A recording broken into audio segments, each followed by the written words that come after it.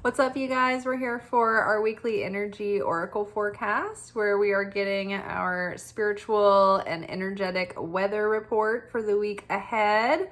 These are the general conditions we will be living and moving and having our being in. Last night's episode of Secret Teachings of Jesus was a real banger. We are in the Gospel of Thomas, and we covered we've been doing an average of like 3 of the sayings per episode. Some of them I circle back and talk about ones that we left off with the week before, but I'm really enjoying this gospel. It's kind of similar to the Gospel of Philip, where it's focused on the teachings themselves, and like whereas there were these more expanded and extensive thoughts and like paragraphs to like meditate on in Philip, the Gospel of Thomas are like shorter. It's like a couple of sentences, like things that Jesus would say, like, well, you know, you can watch the episode and get into it there, but they're just shorter, like pieces of profound, cryptic things Jesus would say that would leave people either confounded or it would, give them revelation. But either way, it's more focused on the teachings themselves and not like conversations or scenes like some of the other gospels that play out more like a play. All right, so our first card came out. I had to do a second take because I flubbed up the first one. So Embrace was our first card out for the week. And I'm really feeling this because there's a part of me that just feels very unsettled at the moment. Like I'm waiting for something to arrive, or it feels like, is there something off? It feels like I'm impatient. I'm building tension or anticipation. And I keep getting these messages that are telling me to just enjoy the moment. Right? To make the best of the situation, even though it might not be what I think it should be, or maybe not be what I expected, there is still beauty to be found in the moment that we're in. And even during the challenging times that are presented to us or unpleasant experiences, those are opportunities as well to see ourselves more fully and get a glimpse of our blind spots. So in Kabbalah, when we have a challenge arise, if you are a good Kabbalah student, you will learn to perceive those challenges as not like bad luck or misfortunate, but you see them as like an opportunity in class to earn extra credit. Or even just do the homework that you're assigned, right? These are our assignments. And so when we have a moment where our patience is stretched, or we are challenged with our perceptions and judgments of something or someone, it's like a moment there that we can see our negativity. And if we can pause and with a sincere heart truly try to transform that consciousness in that moment, or maybe it's later that day, or when we have enough time to let our emotions settle down and we reflect on it. If we can really change our perspective and our feelings and shift our heart, then that reveals the light that can really channel through miracles. It opens up true opportunity to receive the blessings that are ours, but they're being held in escrow until we're safe to receive them, until we have the vessel to truly appreciate and sustain those blessings, and for those blessings to be fulfilling and not be a curse, right? Because maybe they came in the wrong timing, or we weren't prepared to fully receive them and appreciate them, right? So embracing life as we find it, but not getting lost in aimlessness or being jerked around by the currents. Showing up and, being intentional and having a vision and direction, but embracing the conditions that we meet along the way. And, if things aren't playing out in the most ideal way or the way that we thought they were, It's not, we don't necessarily need to just jump to the assumption that something's gone wrong or we're off path or, we've lost our way or we failed. Like, it's like, just embrace the moment and ask yourself, okay, what if this is part of the simulation, so to speak, that is being presented just for me to like be able to do my soul work in this moment? This moment is the assignment. So if we can embrace the assignment and figure out, the hardest part is like, okay, sometimes we can see like, this is an assignment. We can go through life assuming that everything is the assignment. The challenging part sometimes is trying to discern what is the lesson, what's the takeaway from this moment that I find myself in. So, and if we aren't at least embracing the situation with acceptance so that we can start to unpack it, then we're just sitting there fighting the reality. I can't believe this. This sucks. I hate this. This isn't fair. And so we're suffering, but we're not making any progress. We're just fighting reality. Whereas if we can start by accepting the reality that we're in, then we can proactively meet that moment and navigate past it or allow whatever it is to flow through and work on us or unlock miracles within that moment. Who knows what that challenge is offering us if we can rise to the occasion. Embrace. Also, thoughts become things, right? Our weekly energy oracle forecast more often than not aligns directly with the lesson that came out from the Kabbalah Center for the weekly energy, not the weekly energy boost, yes, that's tied in because it's the weekly Torah portion that they talk about in the weekly energy boost. So, and then the daily the daily Zohar lessons that I watch in the morning. There's like a weekly one on Sunday morning that covers like what the relevance of the Torah portions are for the week, the big picture.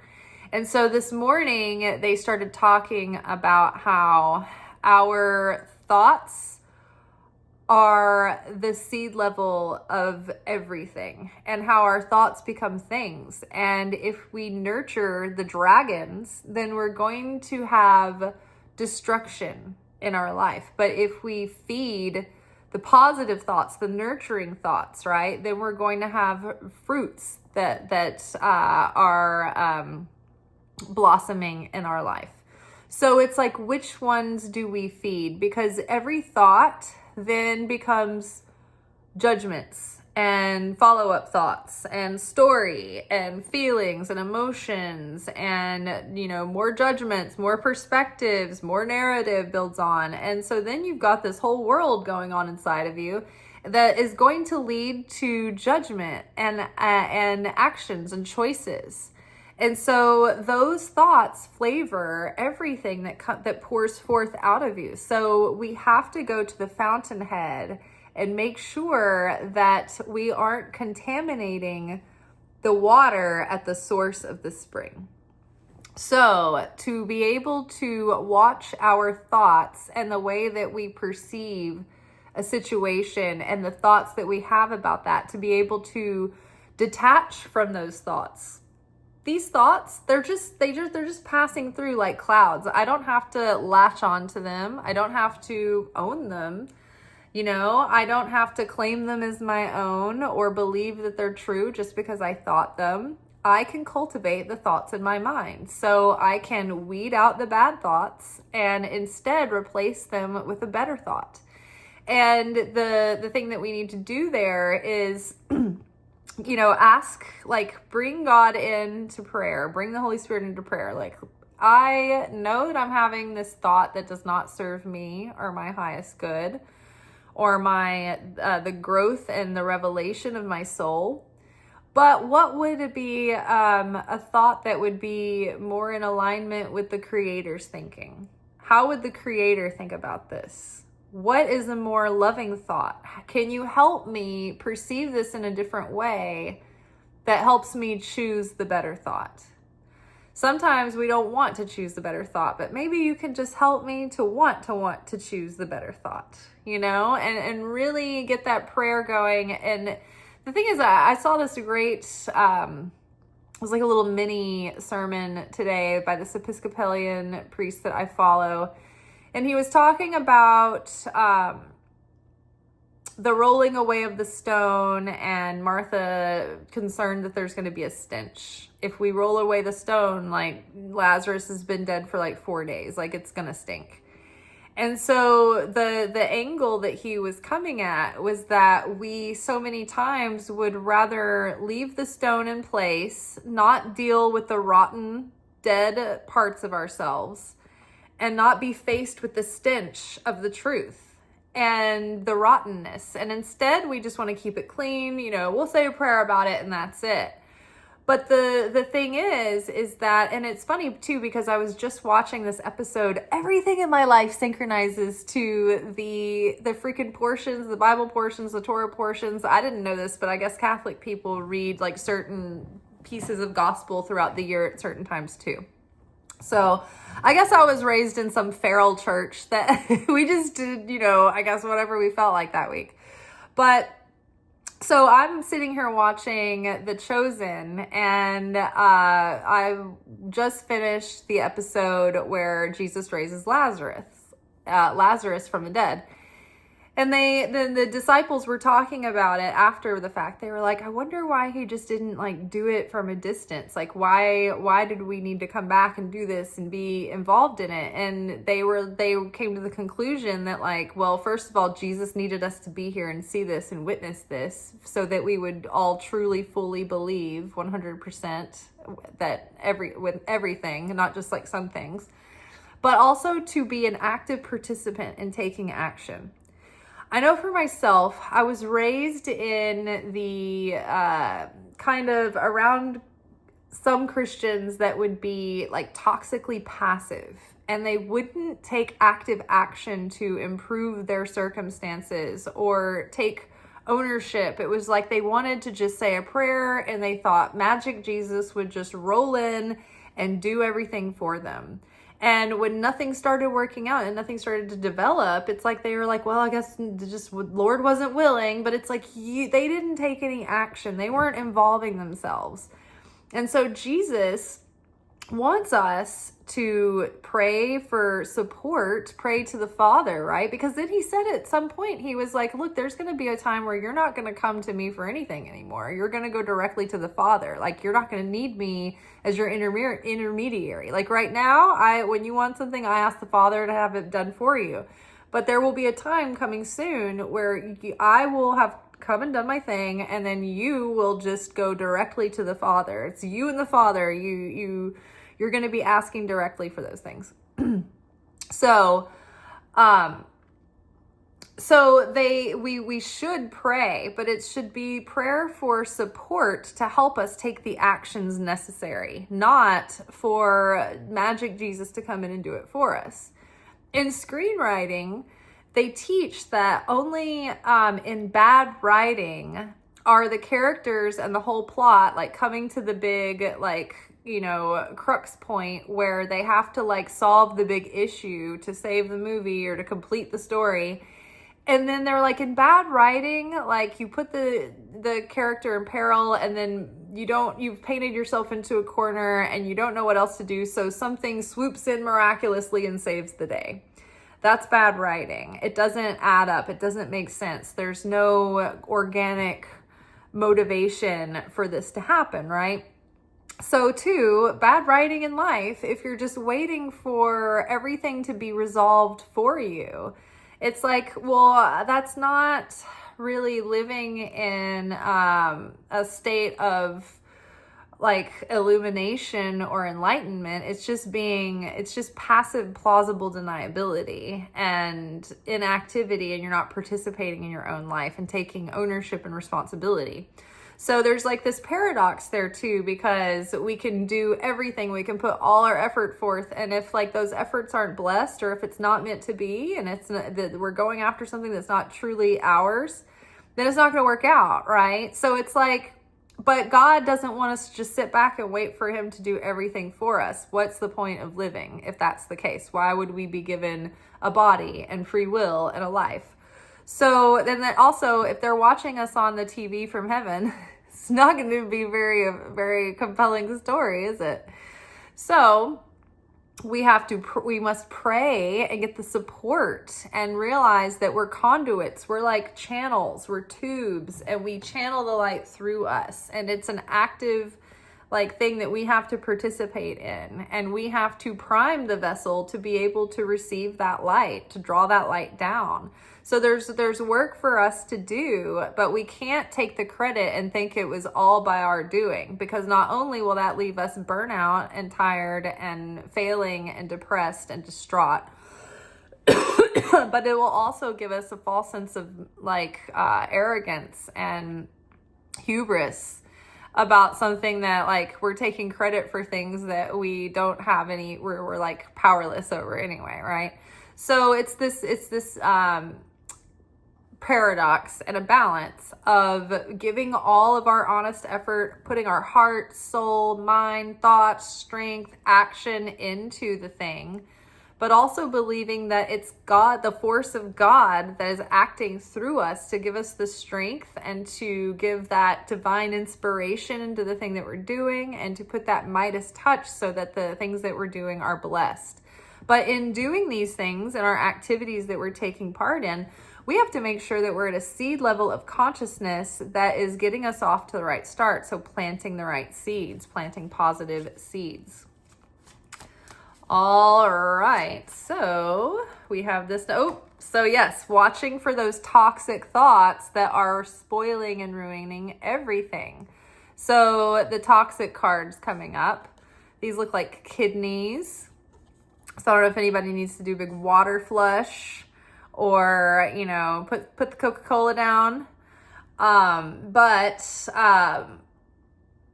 I just feel like with this toxic influence, yes, maybe there's mundane things in your life that are toxic that aren't helping you progress. They're not adding to your health or prosperity or adding more love into your life. They might be toxic ideologies. They might be toxic judgments or perceptions. It might be toxic behaviors or habits, or things that you're not doing that are causing toxicity to build up, or things that you are doing that are leading to toxicity. But I would say, for starters, the biggest theme and the foundational theme of this week is watching our thoughts, because this is the fountain through which the water is running through. So everything that we manifest as a human being begins in the thought realm. That's where it starts. Even in the creation of all things. Hold on. Our friend is coming to visit. We have Chart. Chart is here. So this is the map and the blueprint of all of existence. These are the 10 dimensions of reality. These are the 10 dimensions of consciousness. These are the 10 dimensions that make up the Godhead. These are the 10 dimensions that make up the human soul. So this is simultaneously a map of the attributes and personality of God. This is a map of the process of creation as we experience it in our incarnation and in the material realm. And this is also a map of consciousness and reality. So we have God in God's abstract essence and all of the pieces of him that make the world. This is a map of the cosmos, of the coming forth of creation itself. And then this is also a map of the human soul. It's also sort of a map of the way that things manifest into the material. So we have the endless light up here. There's three veils of negative existence that take place above the map of reality. There's the endless light. There is the darkness, like the chaos, and then there is like the absolute void above that. So when we get here into the endless light, it condenses into a primordial point, which ironically enough, there is a little hole in this chart in the perfect spot. And this is like the pinpoint of where non-existence pierces into existence. This is Keter, this is the primordial point, and this is known as like the head of reality. This is where the idea sparks, right? And then it travels through this process of crystallizing and coming into form and coming into fruition until it goes all the way down until you get here, which is the astral realm, where all things pass through. Human souls, things we manifest, everything. The storehouse here that Joseph is the chariot of is the astral, it's the sacral chakra, and it is the dimension or the Sphirot of Yesod. Now from here, we have this last pathway that leads to Malchut. This is the material reality that we know. So everything starts here, right? The light comes through and it goes down through the gumball machine, down through the ping pongs, and it kind of washes through all of these influences and is filtered through all these influences whilst picking up. Each one of them carries everything that came before it, right? It spills out, it gathers up everything in it, spills out and gives to the next thing. So each thing connects everything that came, or contains everything that came before it. So our thoughts in our head start here at the head, and they are going through this process until they actually come to full fruition in a manifestation. So when you are in the seed level of these thoughts, that's like the seed that you're going to plant. So you don't want that seed to be tarnished or have poison on it, right? You don't want weed killer on your seed. So negativity, catastrophizing, harsh judgments, prejudices, limiting beliefs, like any of these things can taint your seed. So even just having like a not giving attitude, right? So say you're doing something because you know that you're supposed to, or you know it's got to get done, but your heart's not in it, right? So that's putting toxicity in that seed as well. So really examining and paying attention to our thoughts and how they can affect and pollute our environment. Now, if you're not embracing your situation and you're thinking about all the things that drive you crazy about it, and you're complaining, and the complaining is just making it, you're just riling yourself up even more until that you look at your situation, you're like, God, I hate this situation. I hate the situation I'm in. This is awful. It sucks.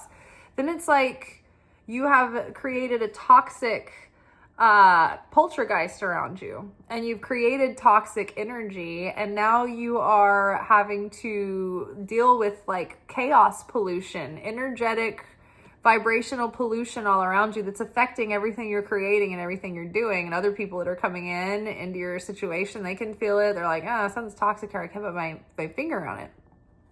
However, if you embrace wherever you find yourself in this moment, then you can avoid having that toxicity spill out into the whole thing, right? Like, for instance, being a server is like one of the best ways to be thrown into like spiritual university. Because if you're a spiritual person, you're like, okay, I want to grow, I want to change. And then you go and work at a restaurant, you'll be having your buttons pressed for hours every day. And so you have to think on your feet. Because your whole shift can go very sour. And if you take energy from one table to the next, it can also be a sour kind of result, right? So today I'm like running around, and like we open at 5 and we're not open for lunch. And it is nice if like there's not people banging at the door like the second you open, and you have one more second to make sure you've got everything finished. You can take a sip of your tea and just gather yourself before the dinner rush starts. Rarely. We always have one like table that's like waiting there, like seeing why aren't you opening the doors early? Why aren't you opening the doors? Or like they're just like banging at the doors to get in. So I'm like, oh great, I've got a good section. I've got one of the bigger tables. It's like a party of 10. I've got a party of 10 coming in. Awesome. And then they're like, we finished the meeting and they're like, oh, better hurry. There's already a table waiting outside. And lo and behold, it's like my 10 top. They're here. They're the 5 o'clock. And I asked the host, hey, before you sit them, like, can I just get the table watered? Because if you water the table in a large group, they're going to start asking you for things. And you're like, I haven't even started yet. Like, just let me get you watered before you ask for anything. I can't write anything down. I can't do anything until I just give you everybody water. So just chill. So the hosts bring them to sit down. I have not watered them yet. I didn't get any time as a buffer. And half the party is children. And they're like, do you have another menu? And it's like, no, we don't. We're not a child-friendly restaurant. Wish people would finally take the hint, but they don't. So these people are like running me around. They're those people that have no awareness. Like you go to the table and like one person wants something. And then you're like, does anybody else need anything? And then they're like, no. Or they like, everybody ignores you. And then you walk away and you bring that person their thing. And then that one person wants something.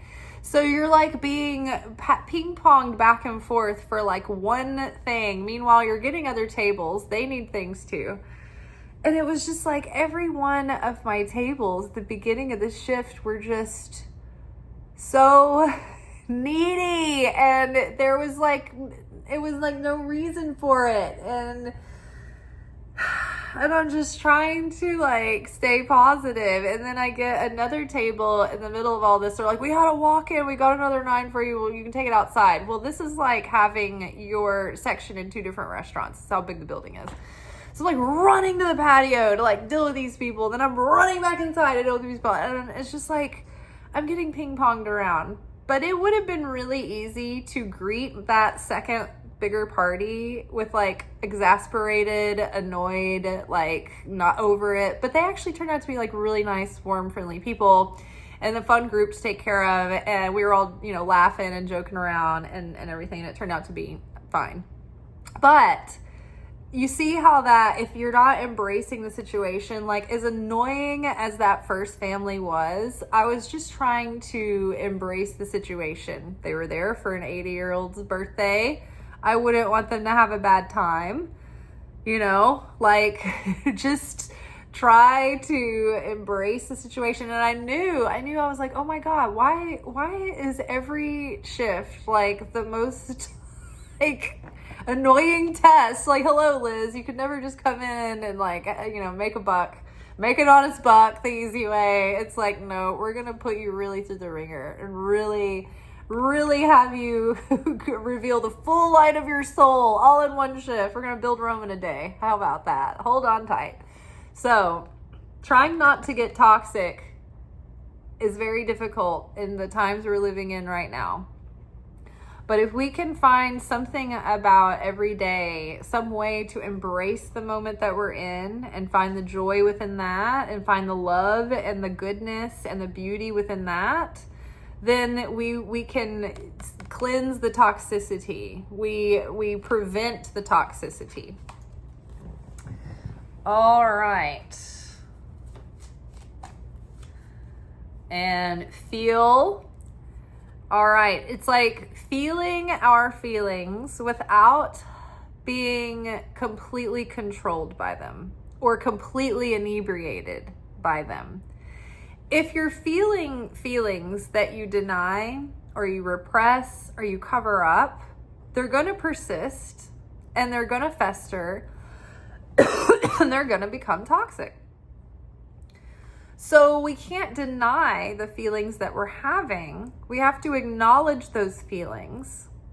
And without letting them control our actions, we have to look at those feelings and say, okay, what are these feelings trying to tell me? What about myself do I need to take into account that these feelings are giving me information about? You know, are my feelings showing me that I am, you know, not getting enough rest? Are my feelings showing me that I have been avoiding like anger at my parents and it's kind of spilling out onto other areas of my life?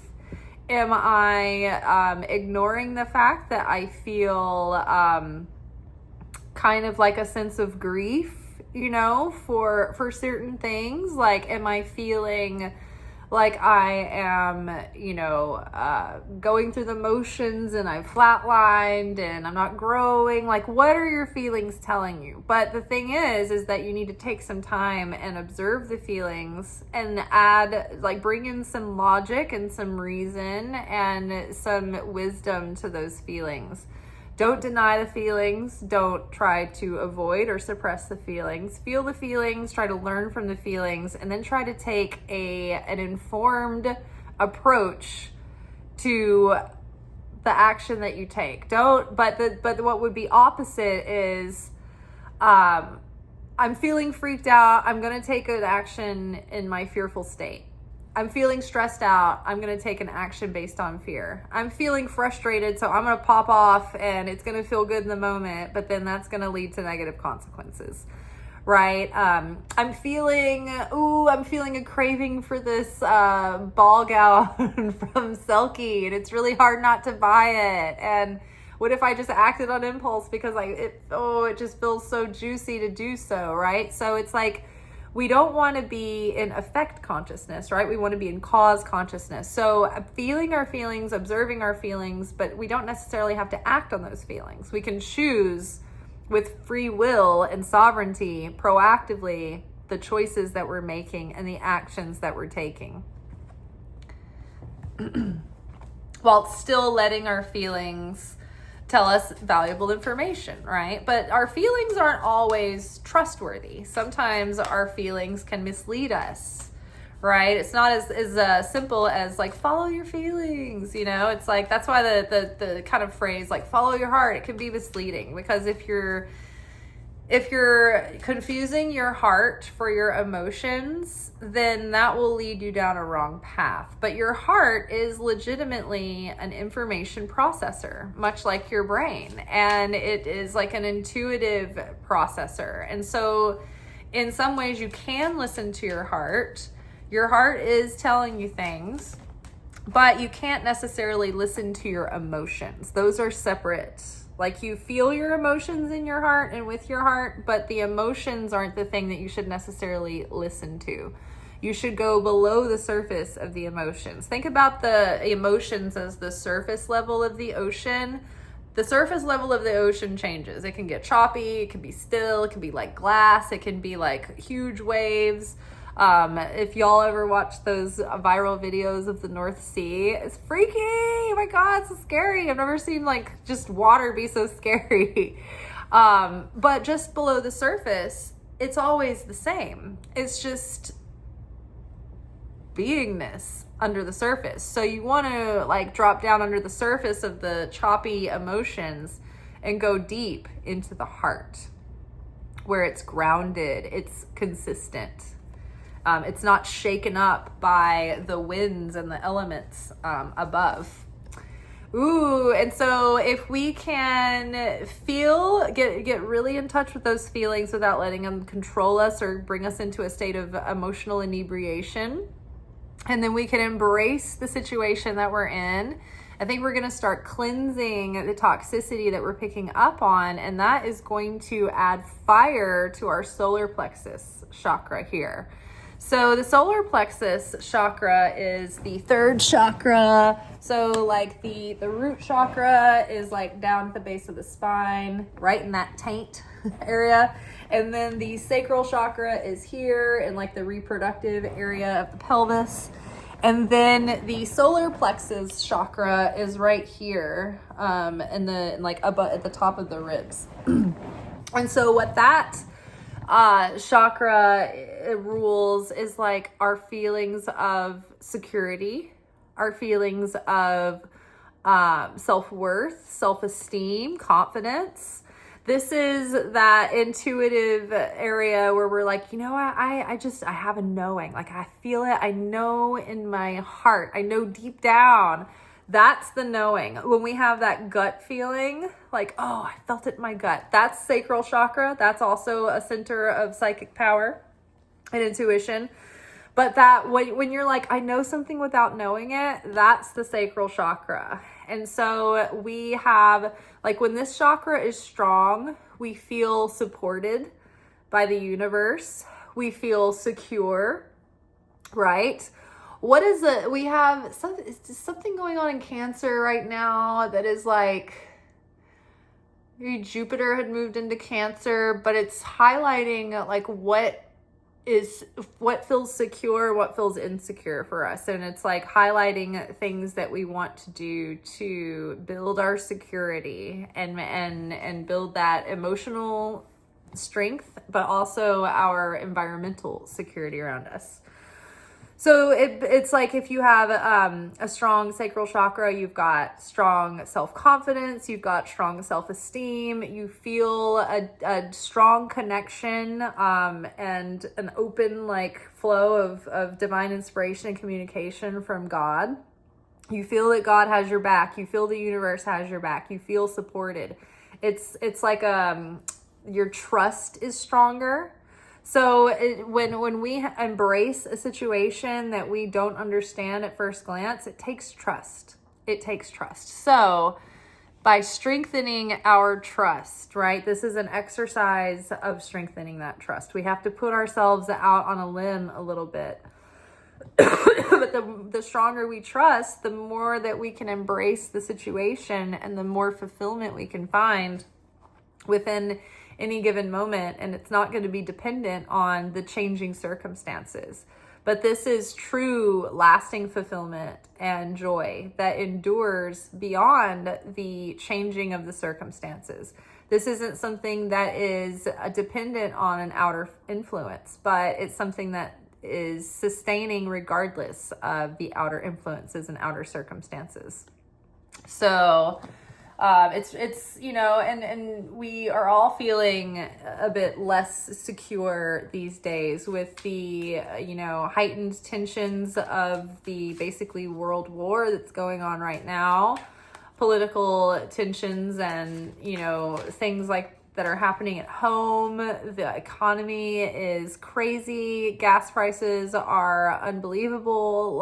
But if we can, even within these moments, find inner peace and trust and deepen that connection to our true source. When we know who our true source is and we stop and think and we're like, do I believe in a God? Yeah. Do I believe in miracles? Yeah.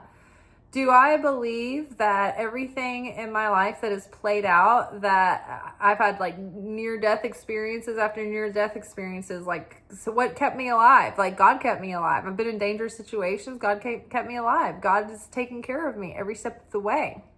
And if it's my time, then that's going to be it. I'm going to do everything I can to value my life and, cover my bases, but I can't live in constant fear and distress either.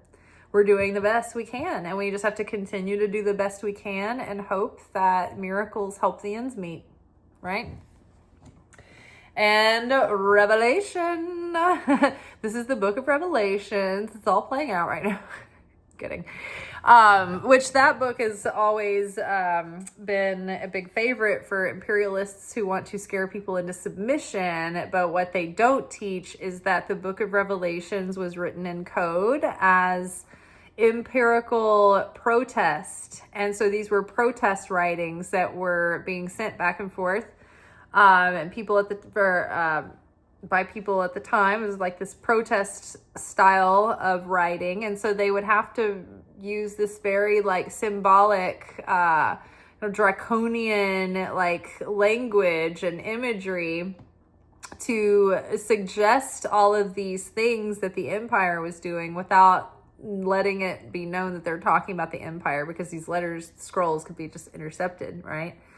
So they had to write them in code, and these were just all too convenient to use and weaponize to keep people constantly on the, like, scared that we're on the verge of the end times and judgment day at any given time. Like, people have been scared of judgment day because of this since the earliest of days. They're like, is Jesus probably going to return? They're like, he just left. Like, the Messiah is coming. They're like, he was just here. Like, I don't know, it's always this hysteria, right?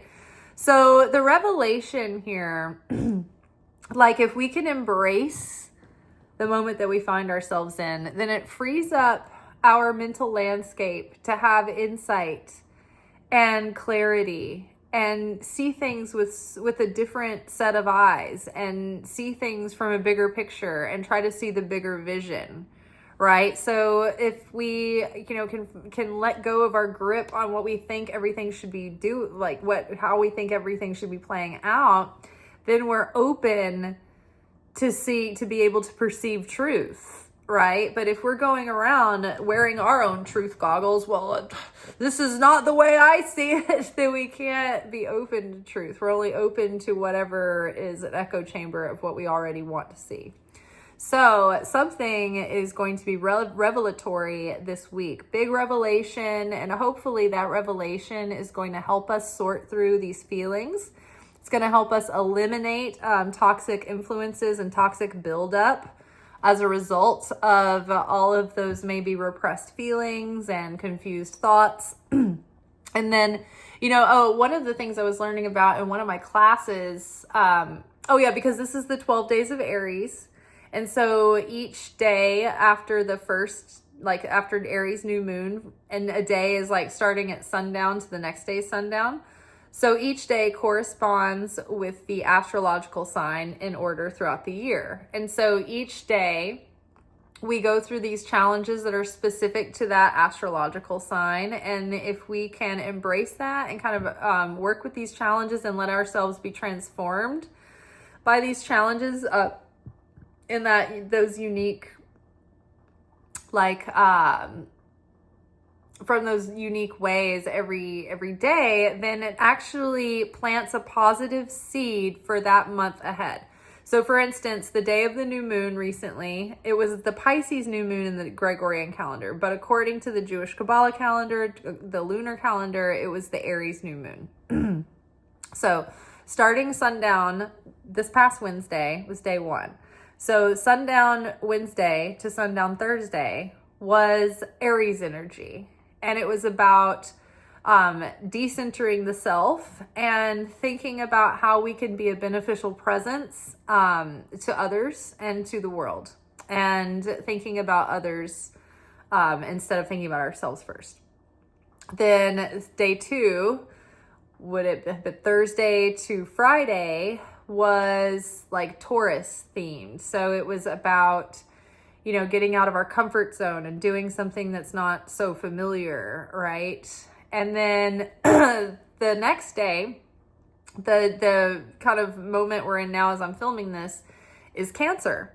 And one of the things that my teacher was talking about Cancer was that the crab goes back and forth, right? And it's like, think of I'm a Cancer moon, so I can be pulled back and forth. I'm also a Libra, so I struggle between indecision and not just being able to land in one lane and go with it.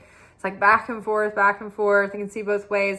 It can be very confusing, right? And so the confusing, the root word of confusing, in the Hebrew, I think the point that the teacher was making was that it causes division, right? It's not like unified and uniform, like clarity is. It's like clarity is like oneness. It's like straightforward. You are in one mind. But when you're confused, it's divisive. It splits your mind in two different ways, and it might split your mind from your heart, and your mind might disagree with your heart, your thoughts might disagree with your feelings, and all this stuff. So being able to rise above confusion, right? The ego sows confusion. The soul, the heart, they whisper simple truth very gently, very quietly. The ego complicates things. The Satan complicates things. The light is simple. It's not always the easiest pill to swallow, but the light is direct and straightforward. The Satan is going to be like, well, I mean, what's the definition of is? I mean, like, how do you define this? Like, they want to ask all these questions. They want to, well, what, maybe this is a qualifier and this isn't. It's good, it's complicated, right? That's a telltale sign, a hallmark sign that the Satan has his finger in something that's complicated. Whereas if it's direct, it's simple, may not be the answer that everybody's looking for, but it's simple. That a lot of times the light is simple. The light sometimes is asking you for something very simple, but it's a very hard thing to give. It's like, would you rather be right or be in peace? And that's a hard one. That's very simple. Sometimes I wonder if I'd rather be right or have peace. Right? So, seeing these things, I think, with clearer eyes this week is going to be very revelatory for us. All right. And I think it's going to clear up a lot of free space on our soul's hard drive here. And I think we're going to be able to have a lot more clarity. And, when you're not like weighed down with a million different decisions and feeling indecisive, you can have a lot stronger willpower. This is also about willpower here. Having the willpower to push through like resistance and overcome challenge. So I talked about this, I think last night or sometime recently, but when I remember when Obama was the president, such good times. There was this story that came out that talked about how he had someone put out his clothes every day. And it wasn't because he was like some spoiled royal high and mighty. It was because that every decision that you make wears down or like takes a little bit of brain juice from your brain chemistry. And you only have an allotted amount every day. It produces a certain amount. So every decision that you make, it like kind of like uses up some of that chemical, that hormone.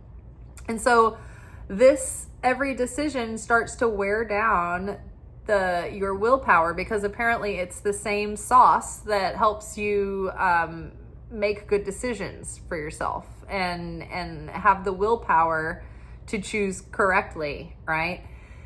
So he was like, I'm not going to use my brain juice and like all my sauce and wear myself down to nothing to give myself zero willpower left just because I like had to like figure out what to wear that morning, right? So as many decisions as they could eliminate from him, they did, so he could be fully functioning for the decisions that mattered.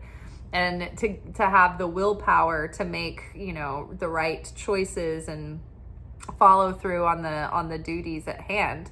I don't know if other presidents have done that. I don't know if that's just a regular practice that the White House has, that strategy. But I learned that when he was in office, and it always stuck with me about having, and I modeled a lot of things in my life after this, like just having certain things that I knew were already decided. It was a non-negotiable. It was just like, yeah, this is already decided. I'm not going to have to go around and like make this decision over and over again. I'm just going to decide it for myself, and that's going to be the routine.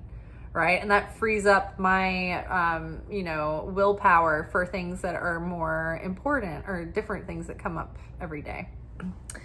All right, that is all for tonight. Tomorrow we will be back together for our weekly anchor message, where we get our more specific spiritual assignments for the week ahead. Until then, may peace be with you, and peace on earth and goodwill toward all. Ciao.